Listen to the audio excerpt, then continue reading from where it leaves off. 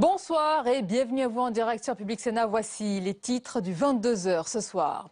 L'heure n'est pas du tout à la désescalade en Ukraine. Au contraire, après la mort d'un officier ukrainien en Crimée, la tension monte encore d'un cran. Les autorités de Kiev autorisent leurs soldats à utiliser les armes. Et sur le front diplomatique, les Occidentaux dénoncent la signature de l'accord sur le rattachement de la Crimée à la Russie. Vladimir Poutine accuse de son côté européen et américain de l'avoir trompé. Toutes les réactions à suivre. Greenpeace se rappelle le mauvais souvenir du gouvernement. Une trentaine de militants de l'ONG ont investi la centrale de Fessenheim pour dénoncer le manque de sécurité de la plus vieille centrale nucléaire de France.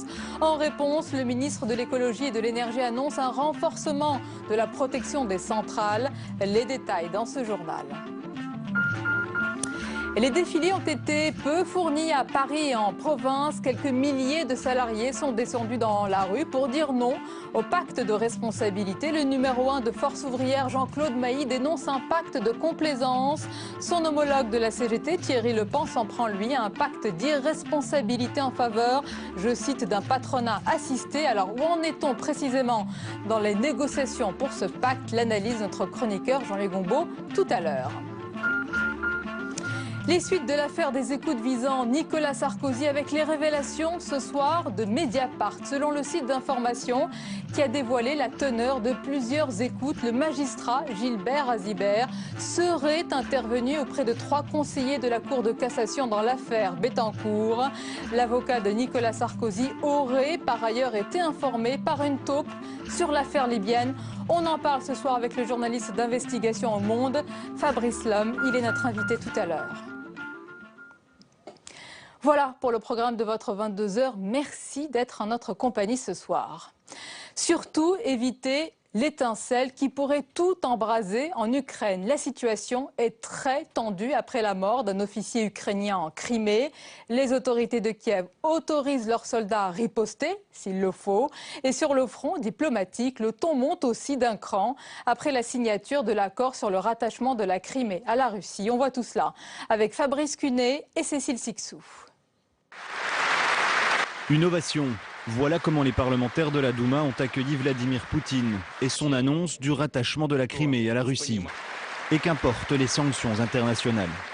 Nos partenaires occidentaux ont franchi la ligne avec l'Ukraine. Ils se sont comportés d'une manière grossière, irresponsable et non professionnelle. En Crimée, l'Ukraine disparaît déjà de la façade des bâtiments officiels. Mais autour des bases militaires, la tension monte d'un cran.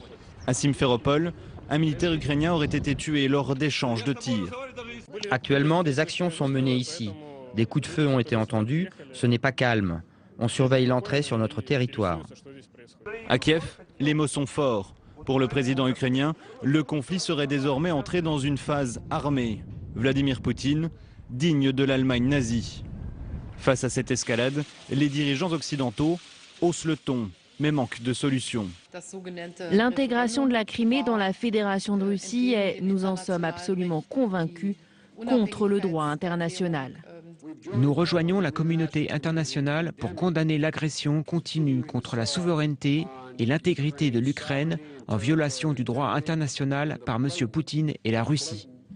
Et ce soir, les militaires ukrainiens retranchés dans leurs casernes en Crimée sont autorisés à utiliser leurs armes. Les Occidentaux, eux, semblent bien désarmés.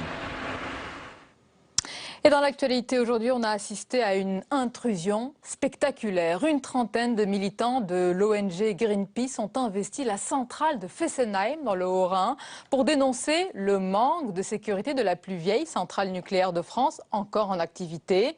En réponse, le ministre de l'écologie et de l'énergie a annoncé un renforcement de la protection des centrales. On voit tout cela avec Pauline Dame. 6 h du matin à Fessenheim. Une soixantaine de militants de Greenpeace prennent d'assaut le site de cette centrale nucléaire du Haut-Rhin. Une banderole est déployée sur le réacteur numéro 1 avec pour message « Stop risking Europe », cessez de mettre l'Europe en danger.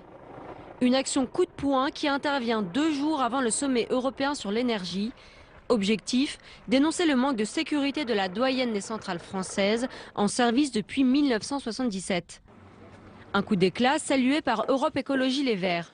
Il y a des questions de sécurité et de sûreté importantes qui sont soulevées et Greenpeace l'a encore montré aujourd'hui. Le président de la République a à plusieurs reprises acté la fermeture de Fessenheim en 2016 et donc nous attendons maintenant les démarches qui vont permettre de le faire. Un engagement réaffirmé en fin de journée dans un communiqué par le ministre de l'écologie qui annonce également le renforcement de la protection des sites. La fermeture de Fessenheim s'inscrit dans le projet de loi sur la transition énergétique. Ce texte prévoit de réduire la part du nucléaire de 75 à 50% en 2025. Après un premier report, il sera présenté au Conseil des ministres en juin prochain, avant un débat au Parlement fin 2014. Les défilés ont été peu fournis à Paris et en province. Quelques milliers de salariés sont descendus dans la rue pour dire non au pacte de responsabilité. Le numéro 1 de Force ouvrière, Jean-Claude Mailly, dénonce, je cite, un pacte de complaisance. Mais le gouvernement avance sur ce sujet et assure que les négociations entre partenaires sociaux progressent. Les détails avec Jérôme Rabier. Dire non au pacte de responsabilité rebaptisé pacte d'austérité, voilà le message des manifestants.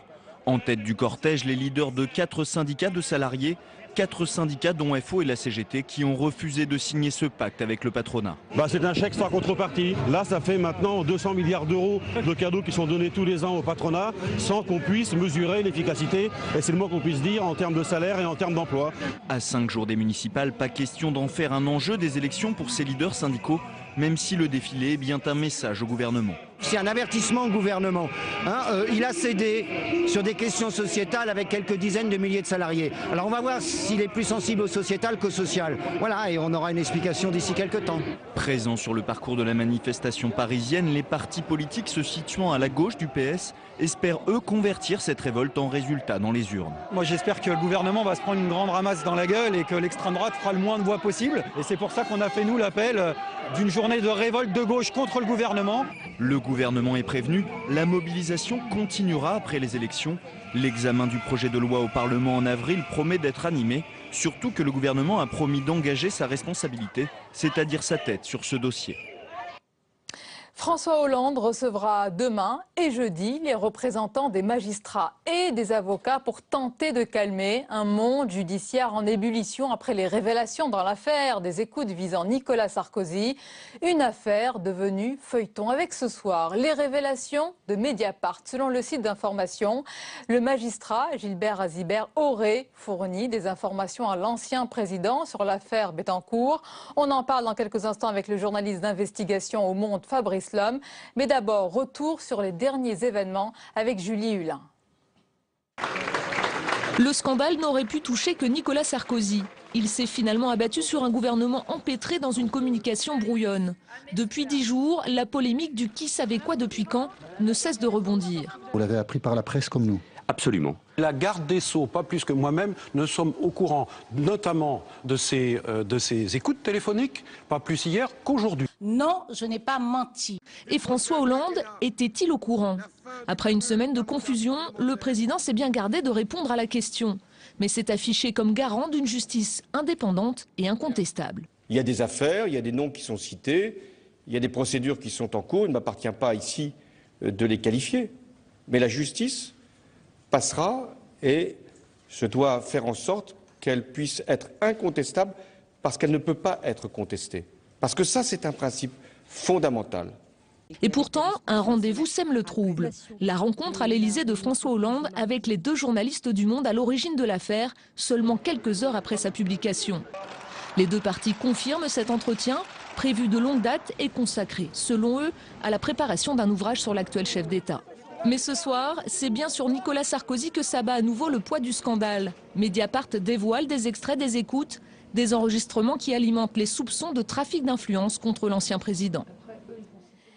Les invités du 22h à présent avec nous, Jérôme Sainte-Marie, bonsoir. Bonsoir. Et bienvenue, vous êtes président de l'Institut de sondage Pollingvox. Avec nous notre chroniqueur économique Jean-Louis Gombaud. Bonsoir Jean-Louis. Bonsoir Sonia. Et le journaliste d'investigation au Monde Fabrice Lhomme. Bonsoir. Bonsoir. Je rappelle qu'avec Gérard Davet, vous êtes à l'origine des révélations sur l'affaire des écoutes visant l'ancien président de la République. Alors on va évoquer d'abord les révélations ce soir du site Mediapart qui, je le rappelle, révèle la teneur de 7 écoutes judiciaires effectuées sur la ligne téléphonique ouverte sous une fausse identité par Nicolas Sarkozy. On va entrer dans le détail de ce qui est dit sur ces enregistrements, mais d'abord, les bandes, ces enregistrements ne sont pas seulement aux mains de la justice. On le découvre, c'est acté aujourd'hui. Oui, bien sûr. Et surtout, ce qu'on découvre, c'est que les enregistrements en question, leurs détails, correspondent parfaitement aux révélations qu'on avait faites dans le monde, à savoir que ces conversations accréditent l'idée d'un trafic d'influence au sommet de la justice, hein, puisqu'il s'agit tout simplement de la juridiction suprême, la Cour de cassation, qui serait apparemment infiltrée par des informateurs qui auraient renseigné Nicolas Sarkozy de l'avancée d'une procédure. On va parler du fond, mais sur la forme, donc les bandes sont à disposition des journalistes finalement. Non, c'est pas aussi simple. J'aimerais bien que ce soit aussi simple. Le secret d'instruction n'existe pas. Enfin là, on peut l'acter et le dire définitivement. Je pense que le secret de l'instruction est une hypocrisie gigantesque. Il faut rappeler, par exemple, que les journalistes n'y sont pas tenus. Nous ne sommes pas astreints au secret de l'instruction. Certaines personnes, les personnes qui participent aux enquêtes, y sont tenues, et pas les journalistes. Donc les journalistes sont dans leur droit et même dans leur devoir en publiant les éléments d'une information qui intéresse le grand public. Alors, selon Mediapart, qui parle d'un scandale d'État, donc l'ancien président aurait mis en place un cabinet noir, je cite, pour neutraliser les juges qui enquêtent sur lui. On parle d'un système. Qu'est-ce qui peut arriver et qu'est-ce qui permet d'arriver à de telles conclusions? Est-ce que vous arrivez aux mêmes conclusions ce soir que Mediapart? Alors, moi, je préfère rester sur les faits plutôt que sur les commentaires. C'est-à-dire que là, on est sur une affaire ponctuelle qui est gravissime. Qui montre quoi? Qui montre qu'un ancien président de la République, via son avocat, a, semble-t-il, des relais dans la magistrature, mais aussi dans la police, qui lui permettent d'avoir connaissance en temps réel de l'avancée de procédures qui sont censées être évidemment confidentielles et secrètes, a fortiori lorsque ces procédures peuvent le mettre en cause lui-même. Donc, en cela, évidemment, c'est quelque chose d'assez inquiétant pour notre état de droit. Donc ça, c'est ce qu'on avait indiqué dans l'article qui révélait cette affaire de trafic d'influence et qui est aujourd'hui, on va dire, conforté par les dernières révélations. Donc selon vous, les enregistrements ce soir alimentent les soupçons de trafic d'influence? Oui, on va dire que ça les confirme en fait, hein, ça les renforce, ces soupçons. Ils sont en quelque sorte développés ou étayés de manière plus précise, mais sur le fond, ça n'apporte rien de nouveau. Mais par contre, c'est vrai que ça consolide un petit peu nos révélations. Ça montre que ce qu'a écrit Le Monde, contrairement à ce que certains représentants de l'UMP ont dit, n'était pas une manipulation artificielle, mais reposait sur des véritables éléments qui sont des éléments issus d'une procédure judiciaire menée, il faut le rappeler, par des juges indépendants. On n'a pas fini d'entendre parler de ces écoutes. Vous-même, vous disposez d'autres bandes d'enregistrement? Non, d'abord, nous, on ne dispose pas de bandes particulières. Nous n'enregistrons personne. Particulières, mais peut-être de certaines, non? Non, non, non. Okay. D'abord, encore une fois, les journalistes, enfin nous, en tout cas au Monde, on n'enregistre personne. Par contre, on se fait l'écho des développements de procédures judiciaires qui incluent parfois des écoutes téléphoniques qui sont utilisées par les services enquêteurs la plupart du temps de manière régulière. Et c'est le contenu qui nous intéresse. Et c'est vrai qu'il faut publier le contenu lorsque c'est d'intérêt public. Il ne faut pas tout publier. Il y a des éléments des conversations privées qui doivent rester privées. Quelque chose m'a frappé dans ce que vous avez dit, Fabrice Lhomme. Vous avez dit il n'y a rien de nouveau par rapport à ce qu'on a publié. Alors est-ce qu'on peut s'étonner de cette sortie de Mediapart ce soir à 4 jours des municipales? Non, je pense que sincèrement, il ne faut pas faire Il n'y a rien de neuf. Il ne faut pas faire d'amalgame. Non, non, sur le fond, il n'y a rien de neuf. C'est-à-dire qu'on Donc la question est légitime de se demander pourquoi aujourd'hui Bien sûr, mais on n'apprend pas aujourd'hui qu'il y a des soupçons de trafic d'influence mettant en cause Nicolas Sarkozy et son avocat par rapport à des magistrats. Par contre, on a du détail qui est très intéressant et en cela, les nouvelles informations apportées par Mediapart sont très intéressantes. Elles sont justifiées. C'est du travail journalistique, c'est normal. Le Monde publie une grosse information. D'autres confrères relaient ces informations en apportant des détails. C'est la pratique journalistique et ça n'a rien à voir avec les municipales. Si on commence à réfléchir aux informations qu'on publie par rapport au calendrier électoral, en permanence, il y a des élections en France. Donc en permanence, on peut être suspecté de favoriser tel ou tel parti ou d'être lié à telle ou telle échéance électorale. La réalité des faits, c'est que ça n'a absolument rien à voir. Malgré tout, Jérôme Sainte-Marie, le calendrier est là, l'actualité est brûlante avec dans quelques jours quand même des élections qui sont très importantes pour ce quinquennat. Quelles peuvent être les conséquences dans les sondages pour l'ancien président? On a vu des sondages qui se sont contredits en l'espace de quelques jours. Et quelle peut être la perception des Français de son camp? Certains parlent d'une cible pour Nicolas Sarkozy et d'autres parlent d'un dégoût par rapport à ces affaires. Non, ça provoque, d'ailleurs, votre échange l'a manifesté à l'instant, ça provoque deux sentiments. D'une part, ça ne profite pas quand même à Nicolas Sarkozy, son image est atteinte. C'est pas la première affaire, mais justement l'accumulation de choses, y compris ce qu'on appelle l'affaire Buisson, tout cela entretient l'idée qu'il n'y a pas de fumée sans feu, qu'il y a quelque chose une nuée en quelque sorte d'affaires et d'écoute, etc. Même si les gens ne comprennent plus très bien de quoi il s'agit.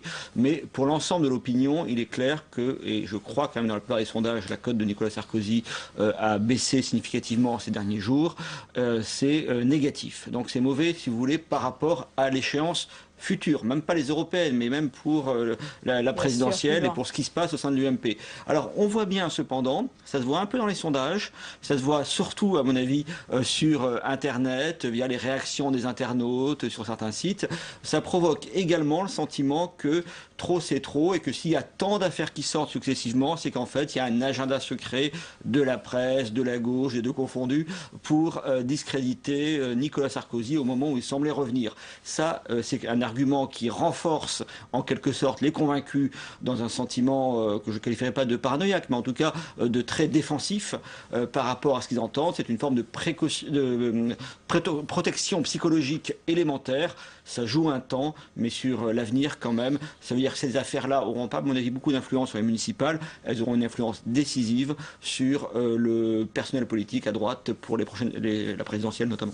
Alors, vous parlez de la presse, mais vous parlez surtout de la gauche, du pouvoir en place. Il y a une question qui reste malgré tout en suspens, Fabrice Lhomme, sur la connaissance et le degré de connaissance non plus du gouvernement, mais du sommet de l'État, du président Hollande concernant ses écoutes. Avec l'information, on va en parler, révélée par le journal du dimanche, sur votre rendez-vous à vous-même, donc Fabrice Lhomme et Gérard Davet, votre confrère, à l'Élysée. C'était donc le 7 mars, précisément à 19 h. Le 7 mars, on rappelle que c'est le jour de la publication de l'article dans votre quotidien. Que répondez-vous déjà à cette information que vous n'avez pas démentie, qui est réelle? Alors, moi, je ne qualifierais pas ça d'information en tant que telle, parce que je pense que ce n'est pas nouveau. Le journal du dimanche lui-même avait indiqué en juillet 2012 que Gérard Davet et moi-même avions décidé de préparer un livre sur le quinquennat de François Hollande et que ce livre serait basé notamment, parmi d'autres, sur des entretiens réguliers avec le président de la République, François Hollande. Donc c'est assez étonnant que le même journal fasse semblant de s'étonner. Vous-même, vous seriez une cible alors? Je ne sais pas si je suis une cible, mais c'est curieux de s'étonner 1 an et demi après qu'on ait des rendez-vous avec François Hollande, puisqu'on l'a toujours assumé, c'est la coïncidence qui peut intriguer, non? Ce qui serait intriguant, à la limite, c'est qu'on l'ait vu avant les révélations qu'on a produites, puisqu'on l'a vu, non, on l'a vu après, en l'occurrence. Vous n'avez aucune rencontre avant? On a des rencontres régulières, puisqu'on l'a dit, on le voit régulièrement, suivant un agenda qui est déterminé par son secrétariat, quand il y a des rendez-vous. Ce ne sont pas des rendez-vous secrets, puisqu'ils figurent sur son agenda officiel. Donc, quand on peut le voir à une fréquence qui est une dizaine de rendez-vous par an, maximum, on le voit pour faire des points sur son quinquennat, comme on s'y est engagé. Mais ce que je veux dire, c'est que l'interprétation qui peut être faite d'un rendez-vous qui a lieu après les révélations qu'on a faites dans le monde est totalement loufoque. Et surtout, moi je m'étonne... Le journal laisse entendre que votre source pour l'article serait le président de la République, disons les choses clairement. C'est évidemment aberrant, mais surtout c'est faux donc. Ce qui est assez, de toute façon, par principe, on ne répond jamais sur nos sources. Mais ce qui est assez curieux, c'est de voir une source après la sortie de l'information. En général, c'est plutôt avant. C'est quand même l'intérêt. Donc, on voit bien que c'est une manipulation un peu caricaturale. Vous savez, dans ces affaires très sensibles, il y a des officines qui sont à l'œuvre. Vous le savez peut-être, Gérard Davet et moi-même, nous avons été ces dernières années, suite à nos enquêtes assez sensibles, cambriolés à plusieurs reprises. On nous a volé nos ordinateurs. Gérard Davet a été placé sur écoute à plusieurs reprises. Ses fadettes, donc les relevés de ses conversations ont été espionnés. On sait qu'il y a des officines qui travaillent. Ces officines ont des relais. Parfois, dans la presse, ces relais peuvent inclure des journalistes. Moi, je n'accuse personne. Je constate simplement qu'il y a une volonté assez systématique d'attaquer les journaux qui opèrent des révélations. Moi, je dis que le problème n'est pas de savoir qui révèle quoi? Est-ce que les faits qui sont donnés sont exacts ou pas? Dans l'affaire des écoutes mettant en cause Nicolas Sarkozy, les faits, c'est qu'est-ce que révèlent ces écoutes? Certes, mais je vous pose la question les yeux dans les yeux. Vous auriez eu cette information sur d'autres journalistes? Cette coïncidence quand même des rencontres, vous ne l'auriez pas publiée? Non. Parce que ce ne sont des journalistes? Mais parce que ça n'a absolument aucun intérêt. Pourtant, le JDD dit ce soir, on les a contactés, que c'est une enquête Ils sont tombés sur cette information de votre rendez-vous. C'est ce que dit le JDD. Vous menez bien des enquêtes également? Bien entendu, mais d'abord, je n'enquête pas sur les confrères. C'est pas ça qui m'intéresse. Moi, j'enquête sur les vraies affaires, sur les vrais dossiers, sur les infractions qui sont commises, sur les affaires de corruption. Je n'enquête pas sur la façon dont les journalistes travaillent. Si j'enquêtais sur le JDD, je découvrirais peut-être que le JDD voit régulièrement Nicolas Sarkozy et son avocat et publie dans la foulée des informations qui lui sont favorables. Je pourrais peut-être le découvrir, mais surtout, ça ne m'intéresse pas. Moi, ce qui m'intéresse, c'est les informations que va publier le journal du dimanche, par exemple, ou Libération, ou Mediapart, ou Le Parisien. C'est le contenu des informations qui m'intéresse. Si les journalistes commencent à traquer les rendez-vous, les informateurs susceptibles ou possibles des autres journalistes, je suis très inquiet, parce que comment peut-on se battre ensuite, nous, journalistes, pour protéger le secret des sources, si ensuite, nous-mêmes, nous traquons simplement les rendez-vous, les rencontres que peuvent avoir nos confrères avec tel ou tel homme politique, tel ou tel avocat, tel ou tel magistrat, etc. Mais reconnaissez que la question de la connaissance, du degré de connaissance de François Hollande, est bien une question importante dans cette affaire. Donc on peut légitimement vous poser la question, même si vous n'y répondez pas, si François Hollande est votre source. Elle se pose la question, ça pourrait être le cas. Je dirais on peut poser toutes les questions qu'on veut, mais en l'occurrence, elle ne se pose pas, puisqu'on ne peut pas avoir une source, en l'occurrence, après avoir publié l'information. Ça n'a aucun sens. Sauf si vous avez eu des rencontres régulières avant. Oui, mais quel serait l'intérêt de voir une personne qui vous aurait informé après avoir publié l'information? Ça n'a absolument aucun intérêt. Donc, en l'occurrence, il est évident que les rencontres qu'on a avec Gérard Davet, avec pas seulement François Hollande, mais tout un tas de personnes politiques qui sont soit dans son entourage, soit qui sont carrément ses adversaires et qui nous permettront de faire un livre qui sera, je pense, très intéressant sur le quinquennat, n'ont rien à voir avec les développements de l'actualité. Une parenthèse, je vais laisser Jean-Luc Gombault vous poser une question, mais vous dites un livre sur le quinquennat. On connaît vos livres qui sont, comment dire, engagés. L'un des derniers, c'est Sarko m'a tué, et là, ce sera François m'a... On ne sait pas encore. Pas encore, mais il sera de cette même tonalité. On ne fonctionne pas par a priori. C'est-à-dire que justement, nous, on observe ce quinquennat se dérouler. Vous êtes d'accord avec moi qu'on est loin de la fin. On voit qu'il se passe beaucoup de choses dans notre vie politique. On ne sait pas du tout comment tout ça va se finir. Nous, ce qu'on veut, c'est observer une présidence qui s'est prétendue ou qui s'est, comment dirais-je, présentée comme étant une présidence normale. Est-ce qu'elle l'est vraiment? Pour ça, il faut l'observer de l'intérieur, sans parti pris, sans a priori favorable ou sans a priori défavorable. C'est pas notre sujet. C'est de la même façon qu'on a examiné, on va dire, la présidence Sarkozy, on ne l'a pas examiné avec un a priori. On veut voir ce qui va se passer et ce qui est en train de se passer à la lumière des rebondissements qui sont permanents de l'actualité. Mais ce n'est pas un livre à charge ou à décharge.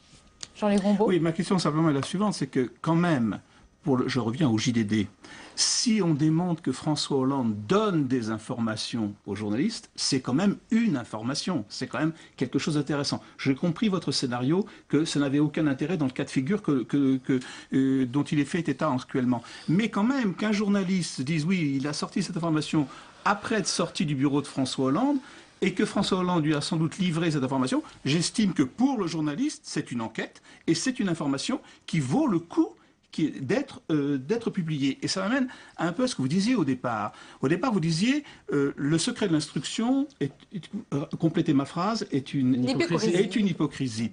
Oui et non aujourd'hui. Parce que si le secret de l'instruction est une hypocrisie, ça veut dire que ceux qui gardent ce secret vous donnent une information. Alors là, effectivement, c'est une hypocrisie. Mais si c'est le fruit d'une enquête, que vous trouvez l'information, qu'on ne vous la donne pas, mais que vous la trouvez, à ce moment-là, il y a respect du secret de l'instruction. C'est vous qui, parce que vous faites votre métier, vous violez d'une certaine façon le secret. Mais le secret, il existe en fin de compte. Oui, non, mais ce que je voulais dire par là, c'est deux choses. D'abord, la première chose, c'est contrairement à ce qu'on pense en général, c'est qu'on ne nous donne pas les informations. J'aimerais bien, nous, qu'on nous convoque dans un bureau pour nous donner des écoutes ou nous donner des informations. Malheureusement, ça ne se passe pas comme ça. Je peux vous dire que l'information qu'on a publiée avec Gérard Davet sur les écoutes qui menaçaient Nicolas Sarkozy, il nous a fallu vraiment déployer un trésor d'énergie pour pouvoir les confirmer, les recouper. Ça a été vraiment extrêmement compliqué. On ne nous a pas apporté sur un plateau d'argent. Je peux même vous dire que c'est parti au départ sur une intuition qu'on a eue, sur une intuition qui a été ensuite confirmée par des sources différentes. Donc c'est pas du tout comme... Vous avez eu votre propre intuition sur cette affaire de soupçon de trafic d'influence? Exactement. Honnêtement, c'était pas très compliqué. Il suffisait de mettre en rapport le fait que nous avions nous-mêmes révélé au mois de décembre 2013 que Brice Hortefeux était mis sur écoute dans l'affaire du dossier libyen. Et ensuite, en début mars, l'Express a révélé qu'il y avait une affaire de trafic d'influence qui mettait en cause Gilles Gilbert Azibert et Nicolas Sarkozy et Thierry Herzog. Voilà, après il suffit de faire un peu de déduction et d'avoir des sources qui permettent de confirmer tout ça. D'ailleurs, personne n'a accusé l'Express, qui est quand même le journal, on l'a oublié, qui a révélé cette affaire de trafic d'influence, d'avoir déjeuné avec Manuel Valls, Christiane Taubira ou d'avoir dîné avec François Hollande. Je ne sais absolument pas si c'est le cas, sans doute non, sans doute oui. Je n'en sais rien, ça n'a aucun intérêt, ça n'a aucune espèce d'importance. Je pense que ça n'a aucune espèce d'importance. Et concernant l'hypocrisie sur le secret d'instruction, je disais que c'est une hypocrisie, c'est tout simple. C'est un secret auquel les différentes parties qui ont accès aux informations censées être secrètes ne sont pas astreintes. C'est-à-dire que vous avez des personnes qui ont accès à des informations qui sont soi-disant secrètes et qui ont le droit de communiquer, et d'autres qui n'ont pas le droit. Donc c'est aberrant. Un exemple, vous êtes mis en examen dans une procédure, elle est secrète, secret d'instruction. Mais vous, en tant que mis en examen, vous avez le droit de communiquer. Il y a une procédure pour secret d'instruction, vous êtes partie civile, vous n'êtes pas tenu au secret d'instruction. Pourtant, la procédure l'est. Voilà pourquoi c'est une aberration. C'est-à-dire qu'il y a différentes personnes qui ont accès à la même information, elles n'ont pas le même statut. Donc, je pense que le secret d'instruction a vécu et qu'il serait beaucoup plus simple de le supprimer avec simplement, en quelque sorte, de l'encadrer ou d'encadrer sa violation, entre guillemets, en donnant des fenêtres d'information qui permettraient, plutôt que d'avoir des informations partielles ou partielles, des informations objectives qui soient diffusées régulièrement par le procureur, par exemple, comme il en a le pouvoir aujourd'hui. Jérôme Sainte-Marie, vous voulez poser une question directement ? Pas exactement, moi c'est beaucoup plus par rapport, c'est pas le fond de l'affaire si vous voulez qui m'intéresse en tant que sondeur par rapport à l'opinion, c'est plutôt ses effets. Je crois qu'encore une fois que ça a un rôle très important au niveau du casting de chaque camp pour les prochaines compétitions. Inversement, sur l'effet immédiat, je pense notamment au municipal malgré tout, je crois que le début de la séquence était très défavorable à la droite. Depuis, il y a eu, alors cette histoire qui est montée ou pas montée, c'est totalement égal à vrai dire, mais ceux qui penseront qu'il y a quelque chose, ceux qui voudront croire que vous êtes manipulé, etc., arriveront à le faire. Seront renforcés dans leurs convictions et les autres à l'inverse. Nous arriverons après quand même toute une séquence où il y a eu les contradictions apparentes, en tout cas, de Madame Taubira, où il y a eu le lapsus de Monsieur Sapin sur le fait que le gouvernement allait s'occuper de Nicolas Sarkozy. Donc ça, ces éléments-là, si vous voulez, permettent au camp, à la droite, disons, de se rassurer. À ceux qui suivent ça, de se rassurer. Tout ça génère un discrédit global, mais globalement, c'est un peu match nul, si vous voulez, en termes d'opinion par rapport au début de cette cascade d'affaires. Et je ne crois que ça ne pèsera pas, c'est en tout cas ma thèse personnelle, ça ne pèsera pas significativement sur les municipales, qui se feront d'abord sur la fiscalité, l'emploi, etc., et où la surabstention que l'on attend plutôt de la gauche ne devrait pas être modifié par cela, d'autant plus que les gens vont les voter sur les municipales, ils ne vont pas les voter contre Nicolas Sarkozy. Ce n'est pas tout à fait l'échéance. Vous partagez cette analyse, Fabrice? Oui, à mon avis, ce sont le même sujet en fait. Voilà, exactement. Je pense que entre les municipales et les écoutes Sarkozy, il y a un gouffre, et je dirais que c'est très bien comme ça. Moi, personnellement, je ne suis pas un militant politique, je n'ai pas vocation à m'immiscer dans les suffrages électoraux qui concernent la droite ou la gauche, et ce n'est pas le sujet. Voilà, moi je fais de l'enquête, de l'investigation, et pour conclure sur cette affaire d'écoute, je rappelle quand même qu'on a su depuis que M. Sarkozy était sur écoute depuis le mois de septembre 2013, et que ceux qui postulent que nous aurions été informés, alors après les avoir publiés, mais peu importe, ça n'a aucune cohérence, mais imaginons qu'on aurait été informé par le président de la République en mars, on peut se demander mais pourquoi aurait-il attendu, et pourquoi aurait-on attendu 6 mois pour les publier? Selon vous, ça n'a aucun sens. Selon vous, est-ce qu'il connaissait l'existence de ces écoutes bien avant, évidemment, la publication dans Le Monde? À mon sens, non. Qu'est-ce qui vous permet de tirer cette conclusion? À la fois la version... Peut-être vous l'a-t-il dit? Non, mais bien sûr, mais de toute façon, ça a été écrit dans Le Monde. Hein. La version qu'il a donnée, c'est totalement clair de ce point de vue-là. C'est-à-dire qu'il a été... Donc les yeux dans les yeux, vous le croyez? Il a appris ça début mars. Après, c'est pas que je le crois. Moi, je crois aux faits. S'il y a des faits qui démentent sa version, je croirais ces faits-là. Pour l'instant, il n'y a rien qui permette de démentir cette version. Et quand on connaît le système d'information, et je devrais dire, mais ça figurera dans notre livre, donc je laisse un peu de suspense, mais le système de non-information qui a été mis en place par François Hollande, sans doute en rupture avec la pratique Sarkozy, c'est-à-dire moins j'en sais, mieux je me porte, et effectivement j'ai plutôt tendance à croire qu'il y a eu un degré de sous-information totale, et on en a eu confirmation concernant par exemple Christiane Taubira, parce que vous avez sans doute constaté qu'on a appris récemment qu'en fait, quand elle disait qu'elle était au courant de rien, c'était peut-être malheureusement sans doute vrai, puisque sa directrice de cabinet, on a compris qu'elle ne l'avait pas informée elle-même des remontées d'informations qu'elle a vues très récemment sur les écoutes concernant Nicolas Sarkozy. Pour terminer, les prochaines unes du Monde et vos prochaines enquêtes concernent également ce sujet. C'est la suite du feuilleton? Je n'aime pas le terme de feuilleton parce que ça indique,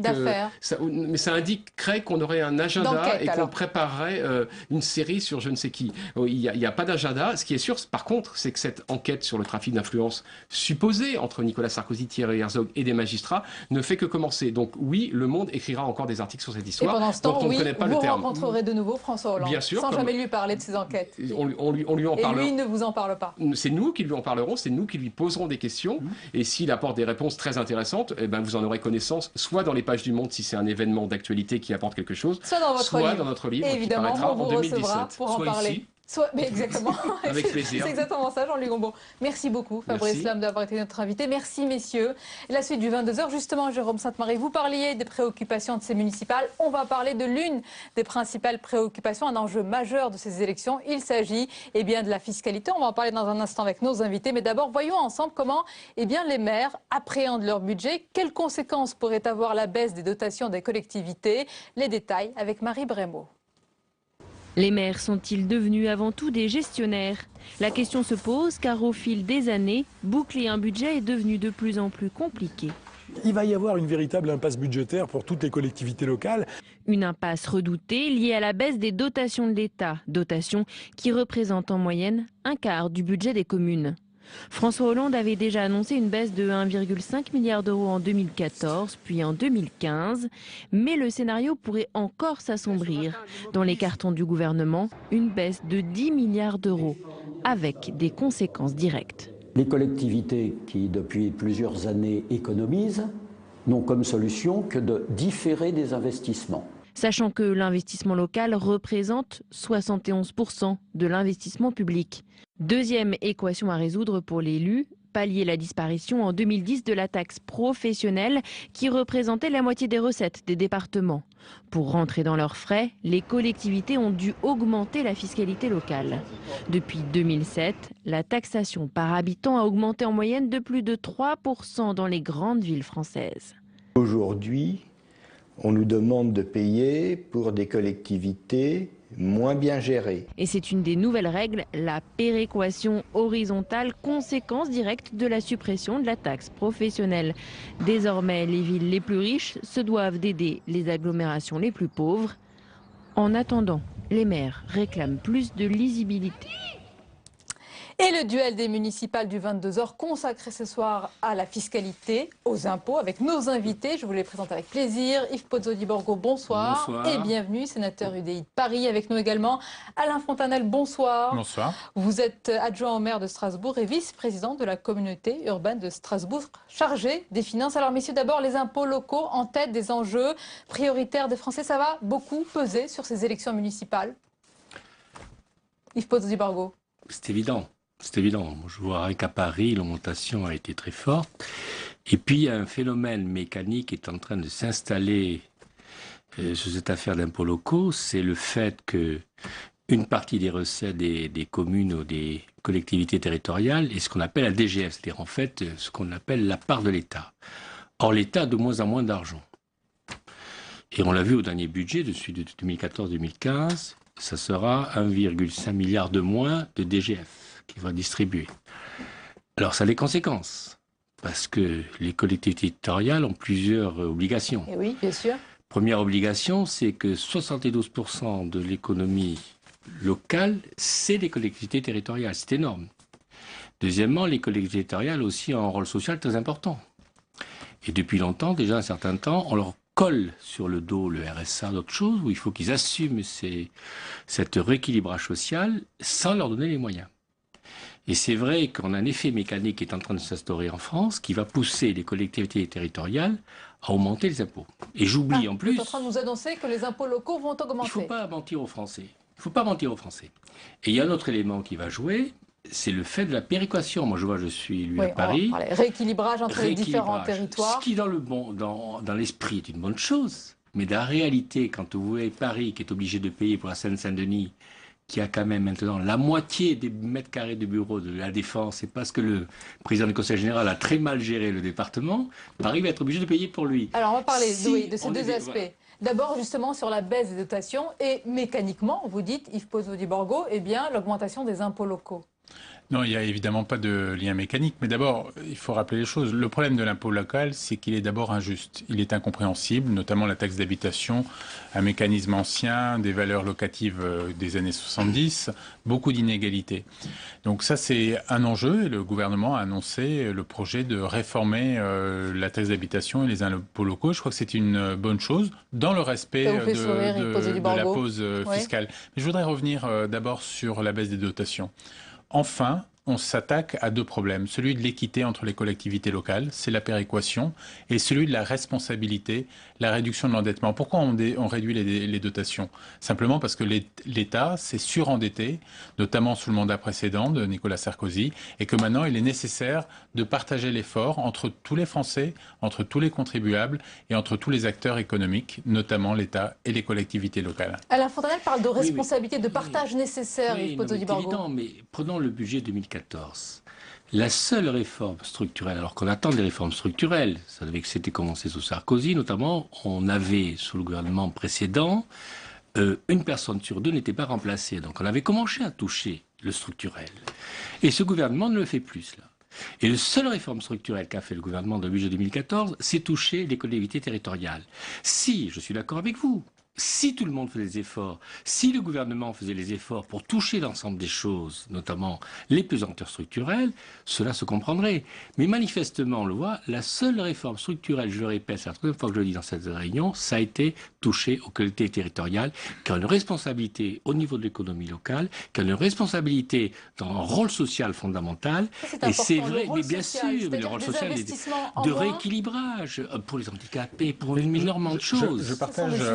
Je partage un élément du constat, c'est qu'il y a une vraie différence entre ce qui a été fait avant et ce qui est fait maintenant. La baisse des dotations, elle a été initiée par Nicolas Sarkozy. Elle servait à quoi? Elle servait notamment à payer la réforme de l'ISF et à payer le paquet fiscal. Aujourd'hui, la baisse des dotations, elle permet de désendetter l'État, elle permet de financer la politique de l'emploi. Mais pour les citoyens, c'est le même effet, j'allais dire, puisque c'est le rôle social des collectivités qui peut être remis en cause. C'est une meilleure répartition de l'effort. Vous savez, quand vous baissez l'ISF et quand vous le faites financer par les collectivités locales, c'est pas le même effet que quand vous baissez les dotations de l'État pour financer, par exemple, des postes dans l'éducation nationale pour pas fermer des classes. Les citoyens, ils sont très attentifs à ça. La fermeture des classes, les sureffectifs dans les écoles. Eh bien, là, on obtient une meilleure répartition de l'effort et surtout une meilleure justice sociale et fiscale. Non, il faut quand même un peu gratter les choses. Je prends l'exemple juste de Paris, mais c'est valable pour beaucoup de collectivités territoriales ou de départements qui ont été pris par la gauche. Vous êtes majoritaire actuellement dans tous ces domaines-là. Qu'est-ce qu'on a vu? Un accroissement des charges, notamment des charges de fonctionnaires. Pour nous prendre l'exemple de Paris, le Douanoué que je respecte, mais quand il est arrivé en 2001, il y avait 36 000 fonctionnaires. Il va se partir dans une semaine, il y en a 52 000, plus les 10 000 personnes que l'on paie pour affecter la police, et les ASP, ceux qui nous mettent des PV, les pompiers, ce qui est une bonne chose, et puis beaucoup d'adjoints qui travaillent dans le Paris. Vous imaginez un petit peu l'augmentation des charges que représente cette gestion en 13 ans. Et ça, on le retrouve dans beaucoup. Regardez la région Île-de-France aussi. Depuis qu'il y a eu Scholl, le nombre d'augmentations d'emplois qu'il y a. Regardez un petit peu souvent quand ce sont vos amis politiques qui gèrent ce genre de collectivité territoriale, vous avez une augmentation des charges qui est énorme. Alors après, quand vous avez recruté un fonctionnaire, c'est pas facile de dire on s'en va, parce que le fonctionnaire il est là, il travaille, mais après pour le mettre dehors, n'oubliez pas qu'il est né pour 40 ans plus la retraite. Alors, et c'est terrible ce qui s'est passé là-dessus. Évidemment, je conteste d'abord les chiffres, les exemples. J'ai pas dit toutes les communes, mais une grande partie des communes de chez vous ont des ça. D'abord, vous savez, sur les communes de plus de 10 000 habitants, on est à peu près à 50-50 entre la droite et la gauche. Donc si les communes de gauche géraient mal, employés en sureffectif, et les communes de droite géraient bien, ça se saurait, et peut-être qu'on serait arrivé vers des résultats différents. Moi, je prends un exemple simple, je suis adjoint au maire aux finances à Strasbourg.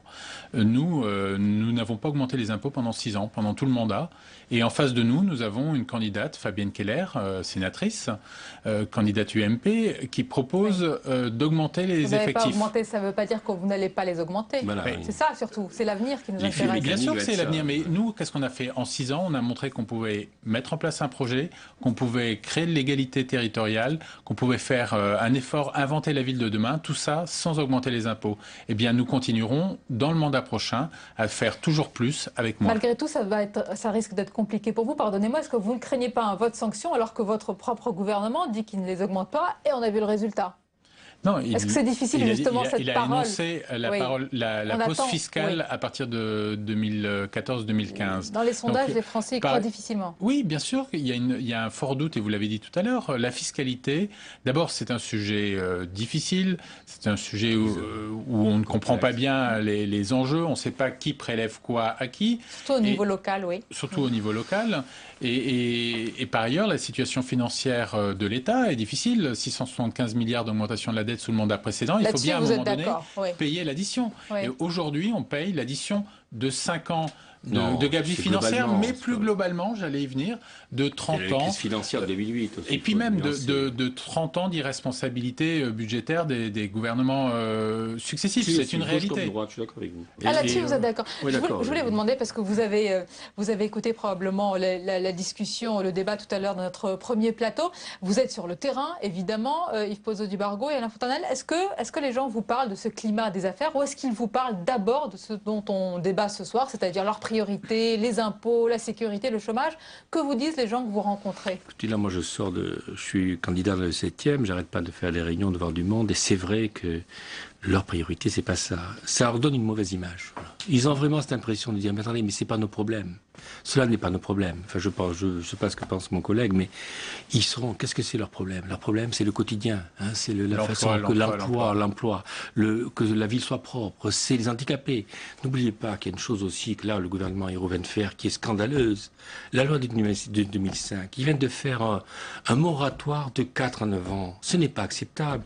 Vous avez vu le texte de Mme Rudetsky dans JDD. Oui, mais ce n'est pas acceptable.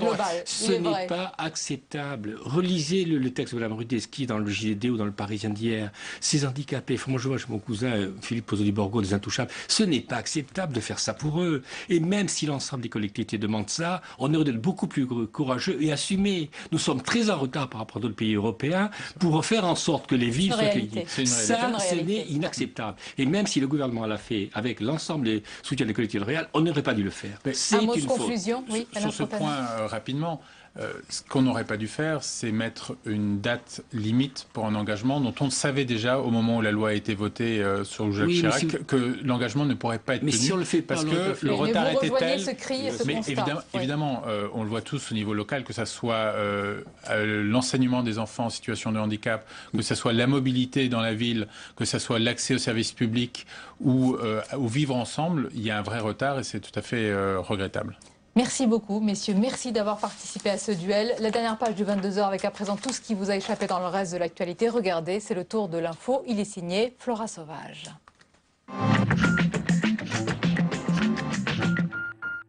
À 5 jours du premier tour des municipales à Toulouse, le maire socialiste sortant Pierre Cohen est devancé par l'UMP Jean-Luc Moudenc, selon notre sondage IFOP Public Sénat Paris Match. Au second tour, Pierre Cohen l'emporterait par 51% contre 49% à Jean-Luc Moudenc, son adversaire UMP. Un score qui s'annonce serré à Toulouse. Les domiciles de l'ancienne ministre de la Justice Michèle Alliot-Marie et de son père ont été perquisitionnés mardi matin. Père et fille sont visés par une information judiciaire ouverte pour abus de confiance. Michèle Alliot-Marie pourrait avoir bénéficié de fonds suspects provenant d'un hôtel de luxe dirigé par son père, dans lequel elle détient des parts. 10 jours après la disparition de l'avion de la Malaysia Airlines qui transportait 239 passagers à son bord, le mystère reste entier. L'enquête se concentre désormais sur les 2 pilotes. Le New York Times affirme que le changement de cap aurait été programmé sur un ordinateur situé dans le cockpit par une personne connaissant le système de navigation en vol. Les enquêteurs s'interrogent aussi sur l'étrange silence des passagers. Dans un monde où les mobiles sont omniprésents, aucun signal n'a été émis à bord durant les 7 heures où l'avion a dévié de sa trajectoire. Louis Gallois devrait prendre la tête du conseil de surveillance de PSA. Sa candidature devrait être présentée à l'Assemblée générale des actionnaires du groupe automobile fin avril. Louis Gallois démissionnerait ainsi du commissariat général à l'investissement. Le service en ligne ouvrira le 16 avril prochain. Face à l'engouement des Français pour la déclaration de revenus en ligne, le ministère des Finances simplifie les démarches. Et pour convaincre les plus réticents à passer au numérique, l'administration fiscale rappelle qu'un simple mot de passe choisi par le contribuable permet d'accéder à son espace personnel. Et puis enfin, le dessin du jour, Plantu s'attaque à Poutine. Le dirigeant russe est croqué en train de peindre sur le torse d'une fémène qui représente la Crimée, tout juste rattachée à la Russie.